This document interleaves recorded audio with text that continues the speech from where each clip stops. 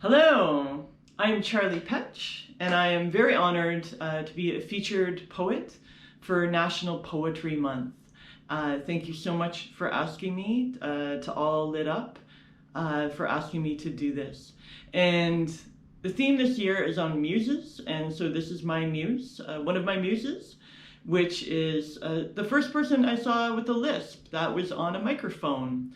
And his story, as he's grown, has changed from one that was tragic to one where he is coming back. And I think that is also a great story to have out there to those who want to return to who they were, or really realize who they can be after tragedy.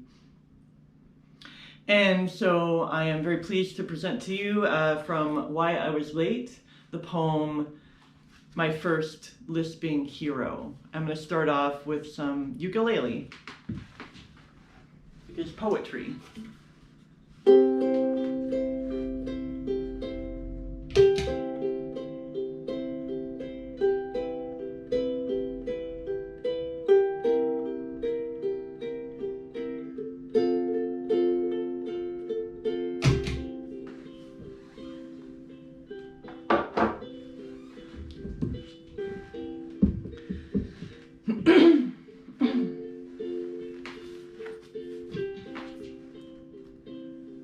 We called you champ, Mike Tyson. When you and I open up our mouths, they can turn into bullseyes, and we stay silent in our defense because words can be landmines.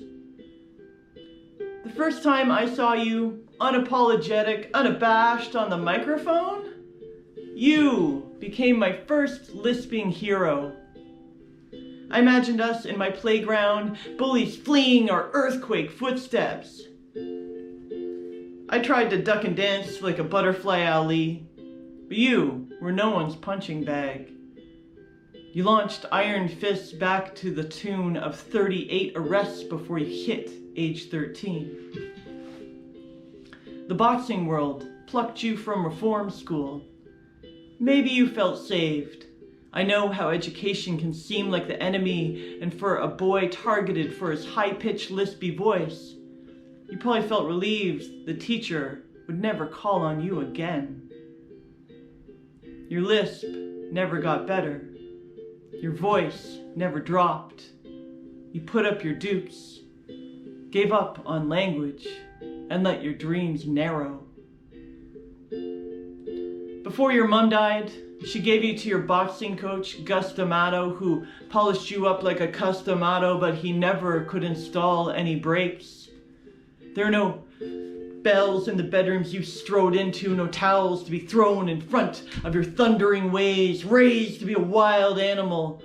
You look calmest, wrestling with your Bengal tiger. Even your friends said you belonged in a cage. But Mike, you're as used to betrayal as being punched in the gut.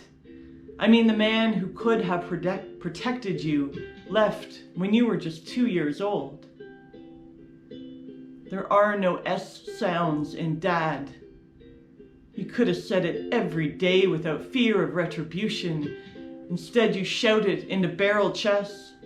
It bounces back with the blank stares of men who love you for your fists and the bags of money they bring. Maybe what you needed was a male embrace, not to be cut short by a bell.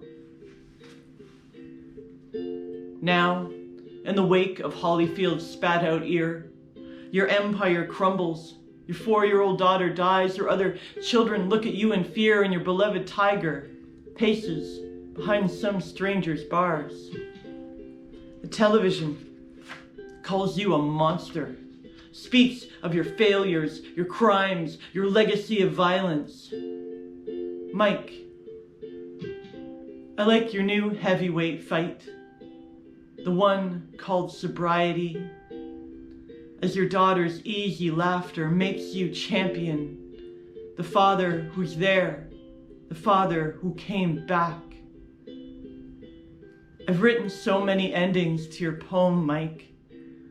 Some were too kind, others damned you.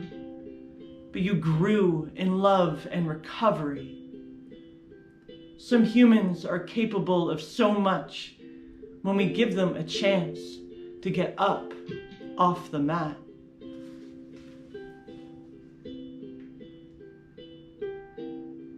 Thank you.